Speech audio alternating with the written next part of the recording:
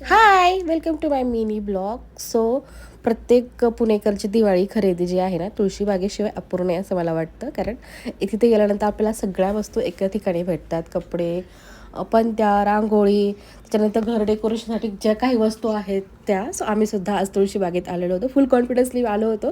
कारण आम्हाला असं वाटलं की वीकडे आहे आणि 10-12 दिवस आणखी दिवाळीला आहे, तर एवढी गर्दी नसणार आहे. पण आम्ही गेलो आणि इतकी तुफान गर्दी होती. जशी विकेंडला गर्दी होती ना तशीच. कसं तरी जद्दोजहदपर्यंत असं करून आम्ही आमची दिवाळी शॉपिंग स्टार्ट केली. जे काही घेतं ते तुमच्यासोबत शेअर करते. पहिल्यांदा मी हे 2 ड्रेस घेतलेले आहेत. याची इत्थंभूत माहिती जी आहे ना, मला फुल ब्लॉगमध्ये तुम्हाला भेटून जाईल. मी काय घेतलं, कितीला घेतलं ते.